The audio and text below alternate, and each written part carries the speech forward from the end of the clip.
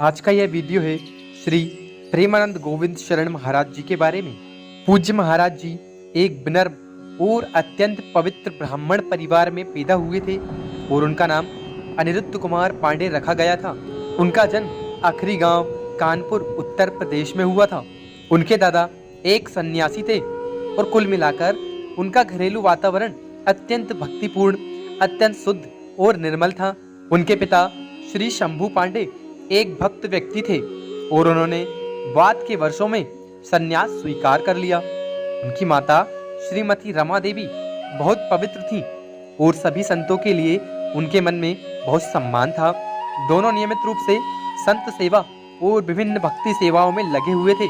उनके बड़े भाई ने श्रीमद् भगवद गीता के श्लोक पढ़कर परिवार की आध्यात्मिक आभा को बढ़ाया, जिसे पूरा परिवार सुनता और संजोता था। पवित्र गृहस्थी के वातावरण ने उनके भीतर छिपी अव्यक्त आध्यात्मिक चिंगारी को तीव्र कर दिया।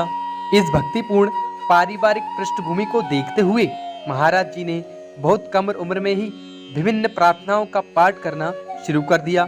जब वे 5वीं कक्षा में थे तब उन्होंने गीता को पढ़ना शुरू किया। इस छोटी सी उम्र में वह जीवन के उद्देश्यों पर सवाल उठाने लगा। वह इस विचार से द्रवित हो उठा कि क्या माता पिता का प्रेम चिरस्थायी है और यदि नहीं तो अस्थायी सुख में क्यों लगे हैं। उन्होंने स्कूल में पढ़ने और भौतिकवाद ज्ञान प्राप्त करने के महत्व पर सवाल उठाया और बताया कि यह कैसे उन्हें अपने लक्ष्यों को प्राप्त करने में मदद करेगा।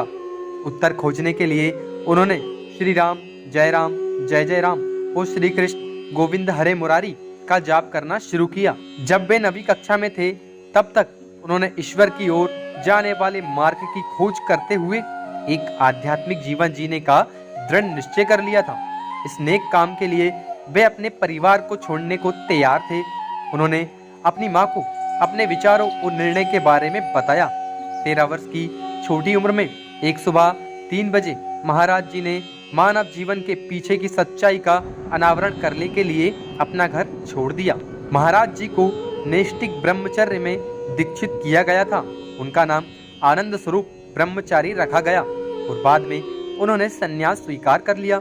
महावाक्य स्वीकार करने पर उनका नाम स्वामी आनंदाश्रम रखा गया। महाराज जी ने शारीरिक चेतना के ऊपर उठने के सख्त सिद्धांत का पालन करते हुए पूर्ण त्याग का जीवन व्यतीत किया। इस दौरान उन्होंने अपने अस्तित्व के लिए केवल आकाश वृत्ति को स्वीकार किया, जिसका अर्थ है कि बिना किसी व्यक्तिगत प्रयास के केवल वही स्वीकार करना जो भगवान की दया से दिया गया हो। एक आध्यात्मिक साधक के रूप में उनका अधिकांश जीवन गंगा नदी के तट पर व्यतीत हुआ, क्योंकि महाराज जी ने कभी भी आश्रम के पदानुक्रमिक जीवन को स्वीकार नहीं किया। बहुत जल्द गंगा उनकी दूसरी मां बन गई। वह भूख, कपड़े या मौसम की परवाह किए बिना गंगा के घाटों पर घूमता रहा। कड़ाके की सर्दी में भी उन्होंने गंगा में 3 बार स्नान करने की अपनी दिनचर्या को कभी नहीं छोड़ा। वह कई दिनों तक बिना भोजन के उपवास करता और उसका शरीर ठंड से कांपता था। संन्यास के कुछ वर्षों के भीतर उन्हें भगवान शिव का विधिवत आशीर्वाद मिला। महाराज जी पर निसंदेह ज्ञान और दया के प्रतीक भगवान शिव की कृपा थी। हालांकि उन्होंने एक उच्च उद्देश्य के लिए प्रयास करना जारी रखा। एक दिन बनारस के एक पेड़ के नीचे ध्यान करते हुए श्री श्यामा श्याम की कृपा से वे वृंदावन की महिमा के प्रति आकर्षित हुए। बाद में एक संत की प्रेरणा ने उन्हें एक रास लीला में भाग लेने के लिए राजी किया, जो स्वामी श्री राम शर्मा द्वारा आयोजित की जा रही थी। उन्होंने 1 महीने तक रास लीला में भाग लिया। सुबह वे श्री चैतन्य महाप्रभु की लीला और रात में श्री श्यामा श्याम की रास लीला देखते थे। 1 महीने में ही वह इन लीलाओं को देखने में इतना मुग्ध और आकर्षित हो गए कि वह उनके बिना जीवन जीने की कल्पना भी नहीं कर सकते थे। यह 1 महीना उनके जीवन का टर्निंग पॉइंट साबित हुआ। बाद में स्वामी जी की सलाह पर और श्री नारायण दास भक्तमाली के एक शिष्य की मदद से महाराज जी मथुरा जाने वाली ट्रेन में सवार हो गए, यह ना जानते हुए कि वृंदावन हमेशा के लिए उनका दिल चुरा लेगा। महाराज जी बिना किसी परिचित के वृंदावन पहुंचे। महाराज जी की प्रारंभिक दिनचर्या में वृंदावन परिक्रमा और श्री बांके बिहारी के दर्शन शामिल थे। बांके बिहारी जी के मंदिर में उन्हें एक संत ने कहा कि उन्हें श्री राधा वल्लभ मंदिर भी जाना चाहिए। महाराज जी राधा वल्लभ जी को निहारते घंटों खड़े रहते। आदरणीय स्वामी जी ने इस पर ध्यान दिया और उनके प्रति स्वाभाविक स्नेह विकसित हो गया।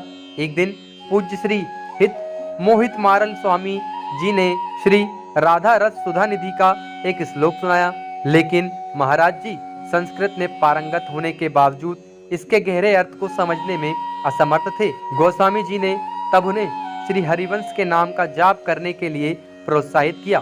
महाराज जी ने शुरू में ऐसा करने से हिचक रहे थे, हालांकि अगले दिन जैसे ही उन्होंने वृंदावन परिक्रमा शुरू की, उन्होंने खुद को श्री हित हरिवंश महाप्रभु की कृपा से उसी पवित्र नाम का जप करते हुए पाया। इस प्रकार वह इस पवित्र नाम की शक्ति के कायल हो गए। एक प्रातः परिक्रमा करते समय महाराज जी एक सखी द्वारा एक श्लोक गाते हुए पूरी तरह से मुग्ध हो गए। सन्यास के नियमों को दरकिनार करते हुए महाराज जी ने सखी से कहा कि वह जिस पद को गा रही है उसे समझाने के लिए कहें। वह मुस्कुराई और उससे कहा कि अगर वह श्लोक को समझना चाहता है तो उसे राधा वल्लभी बनना होगा। महाराज जी ने तुरंत और उत्साह पूर्वक दीक्षा के लिए पूज्य श्री हित मोहित मराल गोस्वामी जी से संपर्क किया। इस प्रकार गोस्वामी परिकर ने जो भविष्यवाणी की थी उसे साबित कर दिया। महाराज जी को शरणागत मंत्र के साथ राधा वल्लभ संप्रदाय में दीक्षित किया गया था। कुछ दिनों बाद पूज्य श्री गोस्वामी जी के आग्रह पर महाराज जी अपने वर्तमान सदगुरु देव से मिले, जो सहचरी भाव में सबसे प्रमुख और स्थापित संतों में से एक थे। महाराज जी 10 सालों तक अपने सदगुरु देव की करीबी सेवा में रहे और उन्हें दिए गए किसी भी कार्य को पूरी विनम्रता के साथ करते हुए बड़ी ईमानदारी से उनकी सेवा की। जल्द ही अपने सदगुरु देव की कृपा और श्री वृंदावन धाम की कृपा से वह सहचरी भाव में पूरी तरह से लीन हो गए और श्री राधा के चरण कमलों में असीम भक्ति विकसित की। अपने सदगुरु देव के पद चिन्हों पर चलते हुए महाराज जी वृंदावन के मधुकरी के पास रहते थे। ब्रजवासियों के लिए उनके मन में अत्यंत सम्मान है और उनका मानना है कि ब्रजवासी के अनाज खाए बिना कोई ईश्वरीय प्रेम का अनुभव नहीं कर सकता। उनके सदगुरु देव भगवान और श्री वृंदावन धाम की असीम कृपा महाराज जी के जीवन के प्रत्येक पहलू में स्पष्ट है। तो यह था महाराज जी के प्रारंभ से अभी तक का जीवन। तो आपको वीडियो कैसी लगी? अगर अच्छी लगी हो तो चैनल को सब्सक्राइब करें और बेल आइकन प्रेस करें ताकि ऐसी ही वीडियो आप तक सबसे पहले पहुंच सके।